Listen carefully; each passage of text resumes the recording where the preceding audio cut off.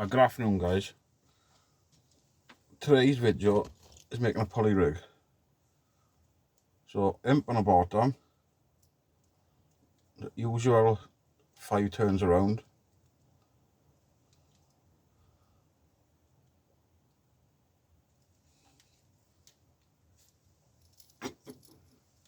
Then a weight on the bottom, just make it easier. That's where you should be at the end of your rig. Right, now run a bead, then a pulley bead. Go for a red one, as you can see it a bit better.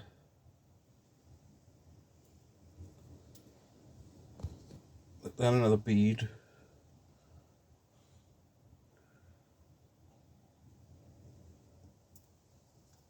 You should be on this stage, 2 beads and a pulley bead.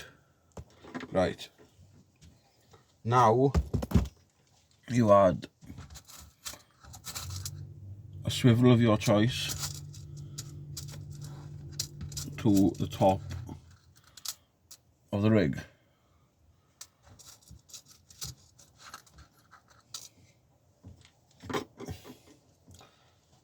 And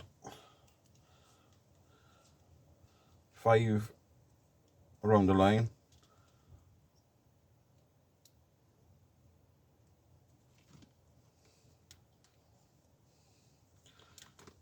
Cut the tag end a bit shorter. And then you should, in theory, have splashdown.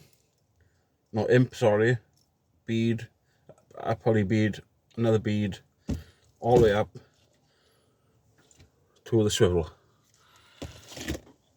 Now, what you want to do is you've got to make your hook length shorter than the rig body. Pulley rigs generally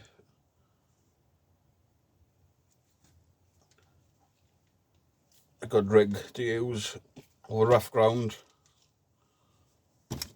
or even sandy beaches in that way. So what I'll do is hang it up on a clip I got up on top of my shelf.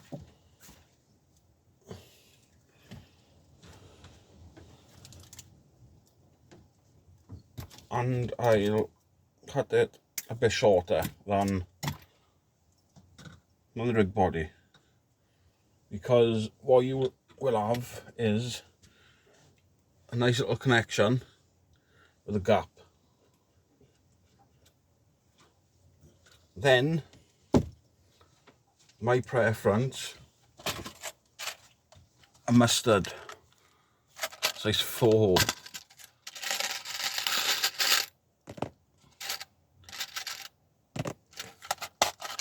Because it's a pulley, I normally use panels on the pulleys.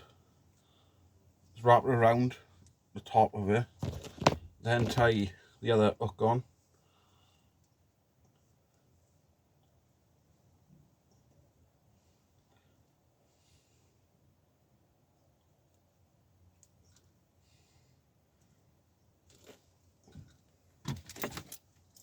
The pulley rigs are good rigs.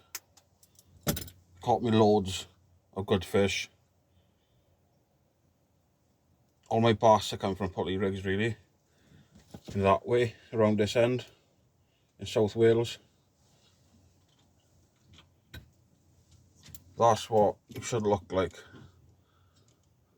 2 hooks and the clip. But now, what I do, personal preference on it as well, I like to make my stops out of power gum. If you know what power gum is, it's that. It's like elastic. It is really. But what I like to do is to stop the pulley bead going all the way down to the bottom. I just like to add it in. So if we do something decent in that way, you know, because the power gum knot, what you made just now,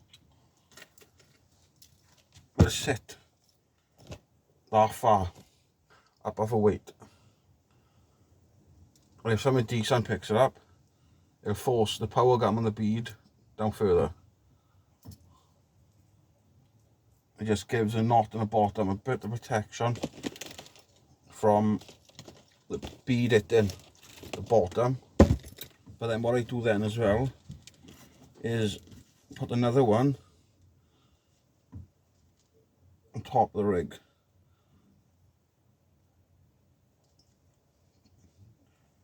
Just to sorry guys, just protect the top of the knot on top. That's all I do it for.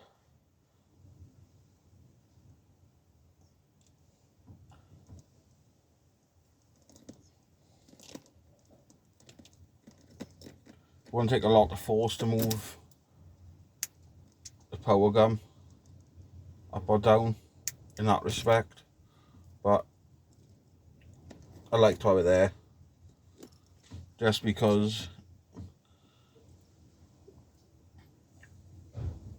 automatically, as you can see, the power gum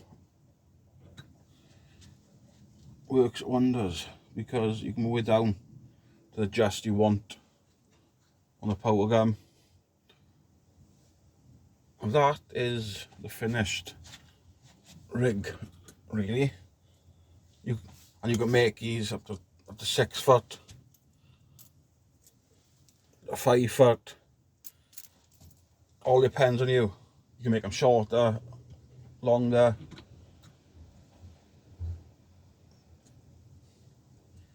It's a brilliant rig.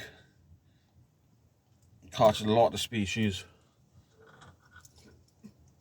Yeah, that's how it works. The fish picks up the bait, and automatically your weight is up here and the fish is trailing at the back. But it's a good all-round rig over rough ground, clean ground. I never had a problem with it really in that way. And I always stick to the rigs what I know what worked for me, and it'll keep working. But it's all about the lines you use, like a shot leaders. All my rigs are made out of 60 to 80 pound rig body. Hook length, I bounce between 30 and 35. Just so you know you got that power there. If it does get stuck in kelp or anything, you can still pull through, and hopefully you get your fish back. It don't always happen like that, but in most of